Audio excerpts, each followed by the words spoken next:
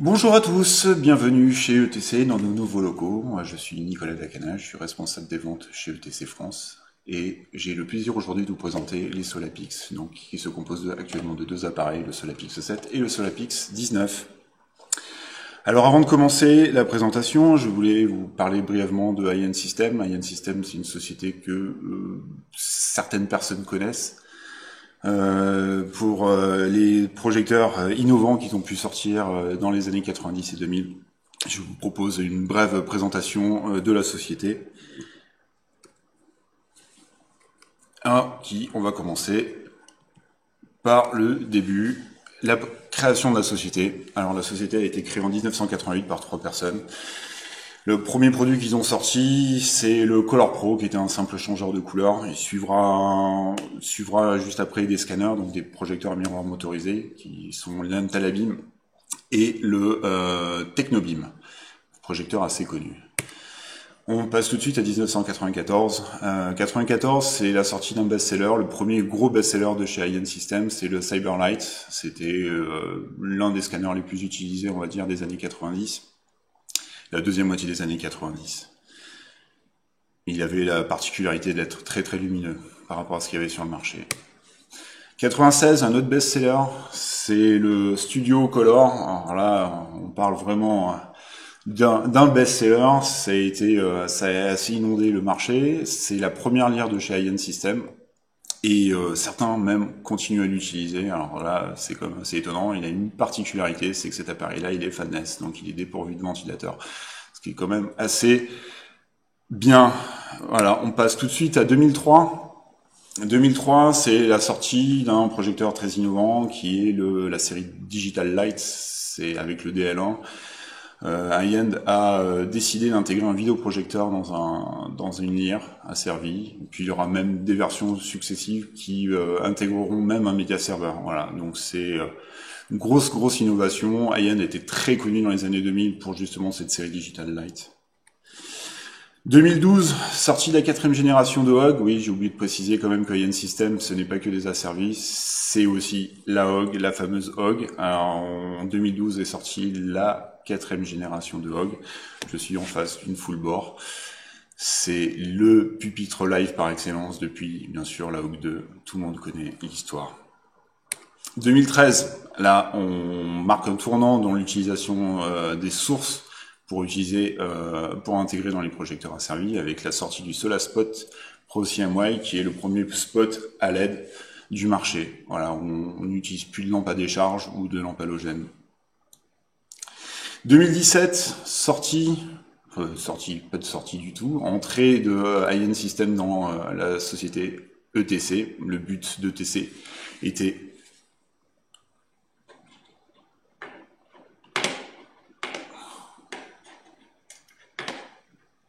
Est-ce que vous m'entendez? Ouais, j'ai cru que je n'avais pas de micro.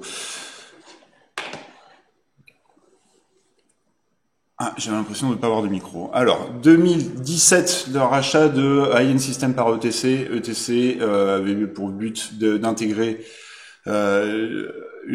étoffer sa gamme d'asservis. Voilà, donc c'est chose faite avec IN System. Et 2018, j'ai un peu loupé les étapes. 2018, c'est la sortie du premier asservi avec une matrice de LED de 1000 watts. Voilà, avec les Solaframe 3000 et Solaspot 3000 qui peut-être feront figure d'un prochain webinaire. Voilà, alors maintenant on va rentrer dans le concret. Je vais vous présenter les Solapix. Alors actuellement, il y a 2 appareils, donc le 7 et le 19. Il y a un 37, vous avez compris bien sûr hein, le chiffre. Le chiffre correspond au nombre de pixels, au nombre de LED. Et on aura bientôt un 37 LED qui va sortir. Alors c'est des matrices de LED de 40 watts RGB White, alors, bien connu, hein, c'est le modèle de Ostar de chez Osram en version 40 watts. La particularité de ces machines-là, c'est l'optique, c'est les lentilles qui ont une forme hexagonale. Elles ont plus qu'une forme hexagonale, elles ont une arête qui est dépolie, on appelle ça l'effet halographique. Le zoom va de 4,5 degrés à 60 degrés. Bon, on va rentrer un peu plus dans les présentations. Je vais vous montrer les machines. Alors, on commence avec les Mouvement pan tilt. Donc là, un mouvement pan tilt lent pour vous montrer quand même la fluidité de l'appareil. Et puis, on va montrer les vitesses les plus rapides sur les deux axes. Donc, le pan pour le Solapix 19, le pan pour le Solapix 7. Vous pouvez voir effectivement la différence de vitesse entre les deux. C'est normal. Et maintenant, sur le tilt, le mouvement très très lent, un fade de 5 secondes.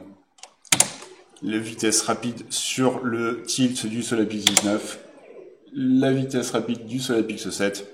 Alors vous pouvez remarquer, hein, il n'a aucune inertie en fin de mouvement, hein. Le mouvement il est fluide et direct. On va continuer avec le dimmer. Alors le dimmer, est géré en 16 bits. Là j'ai fait un petit fondu de 10 secondes pour vous montrer quand même la bonne progressivité du dimmer. Alors je suis en 16K au niveau du PWM, c'est la fréquence de rafraîchissement. On a deux fréquences, on peut choisir deux fréquences, on peut choisir 2 kHz, 2,4 kHz pardon, et 16 kHz. Je vous conseille de rester en 16 kHz si vous utilisez des caméras ou si vous faites de la captation sonore, parce que le 2,4 kg risque d'être problématique pour les micros, et on risque de le percevoir. Et par contre, si vous voulez une gradation optimum, je vous conseille d'aller en 2,4 kg. Le zoom, donc je disais, le zoom qui va de 4,5 degrés jusqu'à 60 degrés, qui est assez rapide, et on peut focaliser les LED, hein, vous pouvez voir une forme, là en zoom mini sur le Solapix 16, on perçoit la forme en losange en forme hexagonale pardon, des lentilles. Et le système couleur, alors je vais juste baisser l'intensité pour que vous puissiez, parce que là ça sature un peu, vous puissiez voir les couleurs. Alors bien sûr, hein, il y a les 4 couleurs, donc j'ai fait une séquence avec du rouge, magenta, bleu. Vous voyez, hein, le fondu est très propre. Là je suis en cyan, le cyan est très lumineux. Le vert, le jaune, et les LED blanches toutes seules. Voilà. Ça, c'était la partie basique, on va dire, de l'appareil. On va parler un peu plus des quantités de lumière. Alors, je vais rebasculer sur mon PowerPoint. Alors, au niveau du flux lumineux, parce que c'est là, ces appareils, quel est l'intérêt de sortir des machines où on sait qu'il y a une pléthore de machines sur le marché. Il nous fallait qu'on puisse être novateur avec ces lentilles, avec les arêtes dépolies. Vous allez voir quand même que les effets sont quand même assez uniques. Et il fallait aussi qu'on puisse être lumineux. En parlant du flux, le Solapix 7, il est actuellement en zoom maximum, hein, on est à 5500 lumens. Le Solapix 19, on passe à 15 000 lumens. Et le Solapix 37, on espère arriver à 29 000 lumens. Je pense qu'on y arrivera facilement. Au niveau des masses des appareils, on est à 9 kg pour le petit Solapix 7, 15 kg 8 pour le Solapix 19. Alors je sais pas si vous avez remarqué, mais le Solapix 19 dispose des fameuses poignées de Cayenne qui sont très pratiques pour la manutention. Et le Solapix 37 fera 23 kg, pardon. Alors on a voulu vous montrer quand même comment nos appareils se comportaient par rapport aux machines déjà présentes sur le marché. Alors bien sûr, je ne nommerai pas ces machines-là. J'ai 3 concurrents, concurrent 2, concurrent 3. C'est des concurrents qui ont des produits déjà bien établis sur le marché. Hein. En regardant les caractéristiques, je pense que vous comprendrez de qui on parle. Vous apercevrez qu'au niveau du flux lumineux, on est pas en retrait, hein, on dépasse tout le monde. Alors le concurrent numéro 3, c'est une machine bien connue, datant d'une génération précédente. Hein. Vous pouvez voir qu'on parle de 19 LED et non pas de 7 LED. Vous voyez que notre appareil est plus lumineux que cette machine-là, pour des dimensions beaucoup plus compactes. Ça, c'était le Solapix 7. Le Solapix 19 également face à 3 concurrents. Regardez les caractéristiques, toujours la même chose, hein, c'est des machines qui sont bien connues, neuves ou de la génération précédente. Là, pareil, hein, on a un flux lumineux de 43 000 lumens qui est assez élevé. Le seul qui soit au-dessus de nous, bah, c'est le concurrent numéro 2, mais il y a une petite LED de 60 watts, hein, on me situe au milieu. Hein, c'est pour ça aussi que qu'en faisceau serré, la quantité de lumière elle est au-dessus de la nôtre. Mais c'est la seule condition.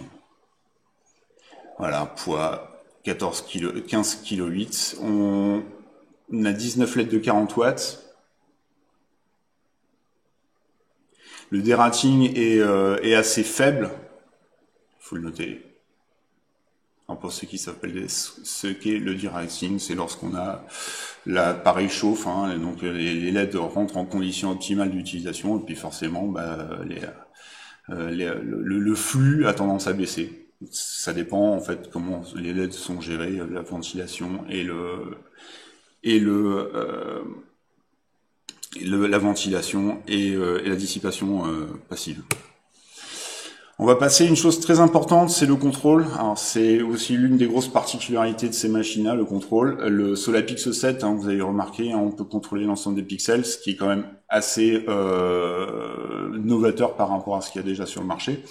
On peut les contrôler unitairement, et puis vous allez voir aussi au niveau du routage du contrôle, c'est aussi unique. Donc l'appareil est divisé en 3 sections. On va appeler ça les sections. Alors là, il y a la section base qui demande 20 canaux DMX, qui contrôle l'ensemble des paramètres basiques, on va dire les mouvements, le dimmer, le strobo, la priorité sur les sections, on en parlera après, la couleur de l'ensemble des LED, les paramètres basiques. Après, il y a la section de macro que nous appelons la section flex, qui demande 15 canaux de contrôle. Voilà, on peut contrôler, générer des effets très simplement, sans avoir fait appel à un pixel mapper ou un media server.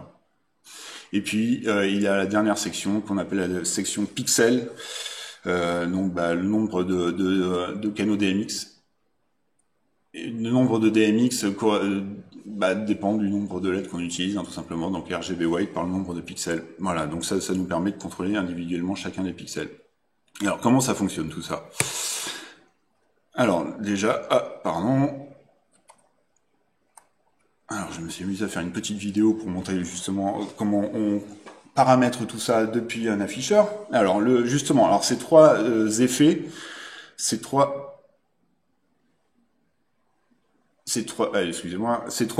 effets peuvent être combinés ou être indépendants ou voire désactivés. Sauf la base, bien sûr. Alors là, on est dans une configuration à un pupitre. Alors la configuration à un pupitre, on peut soit activer que la base, on peut activer que la base si on veut utiliser uniquement l'appareil comme un washlight, sans pixel mapping. Hein. Donc ça, par exemple, pour une application théâtrale ou à l'opéra, où effectivement la fonction pixel n'est pas du tout requise, donc on va utiliser uniquement la base, donc on n'a que 20 canaux. On peut utiliser la base plus le flex, donc là on parle de 35 canaux, ou la base plus le flex plus le pixel, donc là on utilise la totalité des paramètres, c'est ce que j'utilise actuellement, parce que je n'ai qu'un seul pupitre pour contrôler l'ensemble des paramètres. Ou base plus pixel, si on n'a pas besoin d'utiliser la fonction flex et qu'on veut juste utiliser le pixel mapper qui est dans la console, on peut désactiver le flex.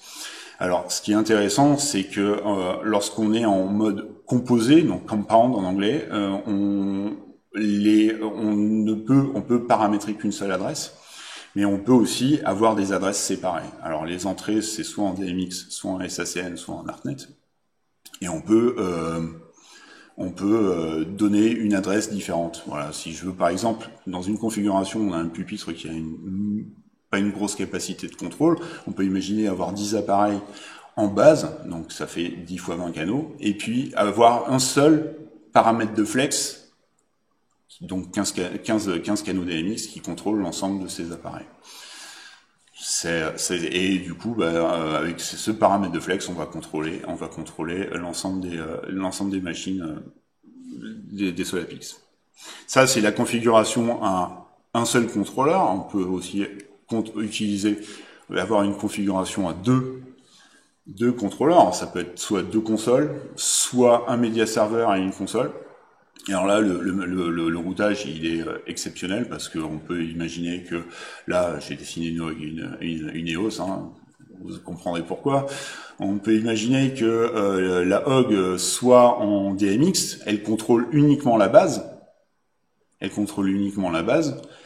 l'EOS gère uniquement les pixels en SACL, en ArtNet. On peut imaginer que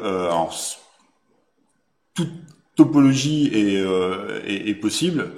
On peut très bien avoir les deux consoles, le média serveur et la console en Ethernet direct. Hein. On peut déterminer une adresse DMX pour la base sur un univers quelconque, et puis déterminer le flex ou le pixel sur un autre univers. Voilà, on n'est pas obligé de séparer DMX et Ethernet. On peut tout faire en Ethernet. Bien sûr, il nous faut un switch pour faire ça. Alors, on va rentrer un peu dans l'utilisation du flex. Alors, le flex, il fonctionne comment? Alors, je vais vous le montrer en real time, ça serait simple. Alors, n'hésitez pas à me poser des questions, hein, si j'ai accès aux questions, vous inquiétez pas. Alors justement, pour contrôler le flex, il suffit, je vais monter l'intensité, à 40%, hop, je vais mettre le zoom au minimum pour que vous puissiez mieux voir les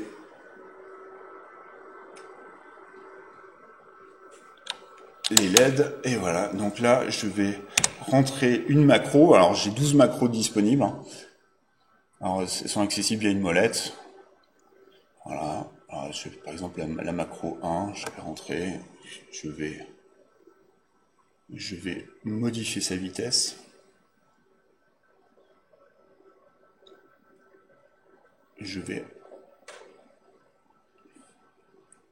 Alors bien sûr, hein, je contrôle les deux en même temps. Là, je joue sur le crossfade. Alors, je peux bien sûr modifier la direction. Hein. Je peux modifier la direction. Je peux modifier ma macro. Donc, c'est des macros qui sont préenregistrés. Je peux bien sûr modifier la couleur. Vous voyez, on arrive à faire des effets assez rapidement. Et puis, je peux même rajouter sur certains macros, je peux rajouter des couleurs. Là, par exemple, je vais rajouter du rouge.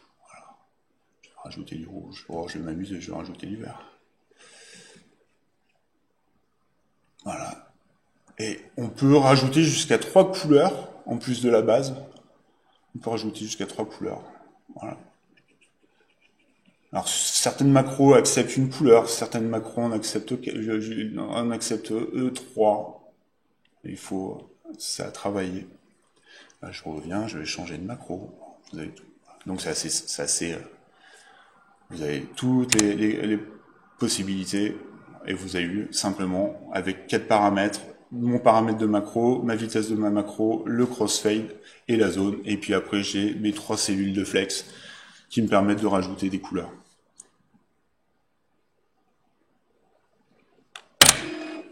Et bien sûr, j'ai la partie mix pixel mapping. Alors là, on peut faire le pixel mapping, on peut faire absolument ce qu'on veut. Alors, je récupère toutes mes LED sur mon appareil et je vais prendre un media folder.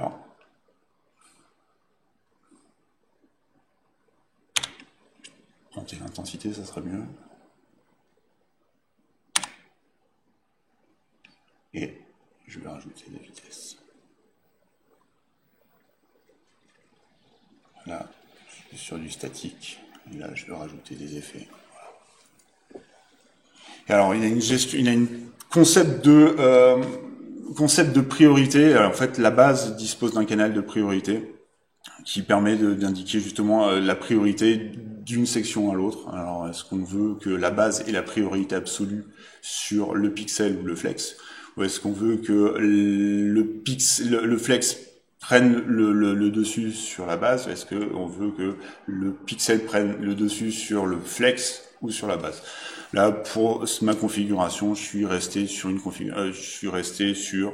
pixel over flex over base. Voilà.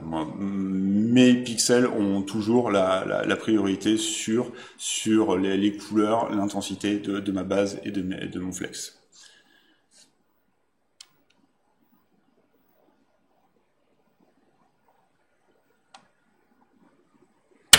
J'ai s'amuser à faire certains effets en macro.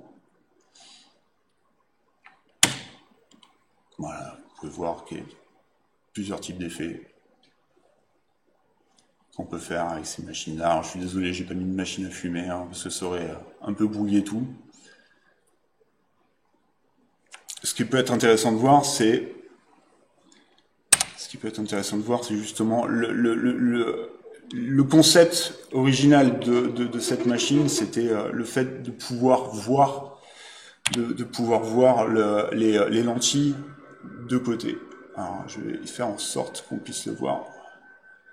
Voilà, effectivement. Et ça, grâce à ces arêtes dépolies, on arrive à percevoir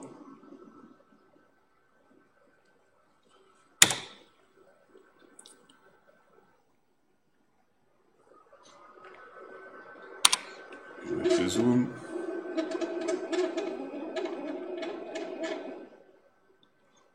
Alors l'effet est différent suivant la position du zoom, hein, c'est certain. Le meilleur rendu pour l'effet halographique, il se situe lorsque le zoom est au minimum. Très bien.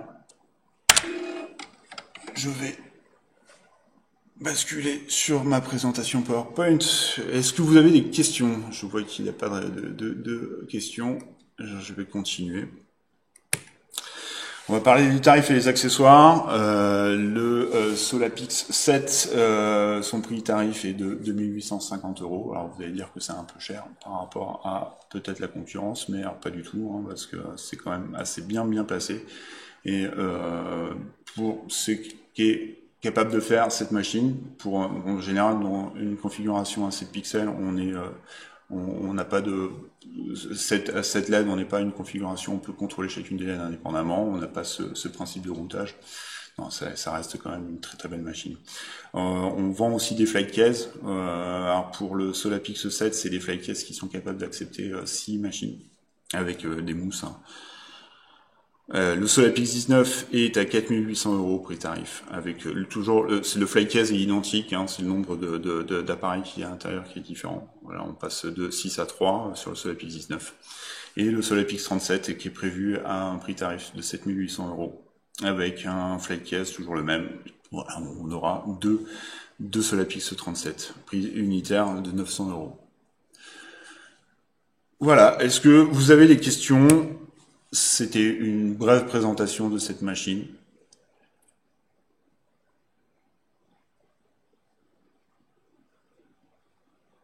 Alors, pas de questions, avec un petit débat, mais, ouais, alors, savoir les marques concurrentes dans les comparatifs. Non, je suis désolé, je ne citerai pas les marques. Je pense que je peux revenir dans la présentation, vous laisser le temps de voir les caractéristiques techniques. Qui vous permettra assez facilement de reconnaître les produits cités, quoi. Alors la seule information que je peux vous donner, c'est que le premier concurrent, c'est un appareil qui est assez récent, hein, qui a moins d'1 an.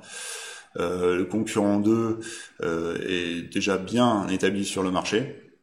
Et le concurrent 3 est un appareil qui commence à dater, voilà, qui date de 2014. Donc voilà, je pense que vous connaissez tous. Il y a une lentille qui tourne. Voilà, je pense que vous aurez compris. Le Solapix 19, pareil, le premier appareil est assez récent sur le marché. Le deuxième commence à avoir de la bouteille, il doit avoir au moins 3 ans. Et le troisième concurrent est pareil, bien établi sur le marché. Il a toujours une lentille qui tourne et ça fait depuis 2014 qu'il existe sur le marché. Et effectivement, on est assez sûr de nos données. On peut faire des démos comparatives sans aucun souci, sans aucun souci. Voilà. Si vous n'avez pas de questions, bah, merci de votre attention. J'espère à très très bientôt. Alors, on prévoit de faire d'autres présentations d'Asservy. Je pense que le prochain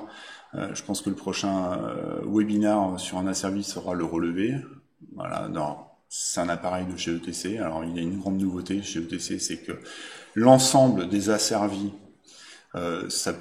seront toujours siglés à IN System, c'est-à-dire que le relevé va devenir un projecteur de chez IN System.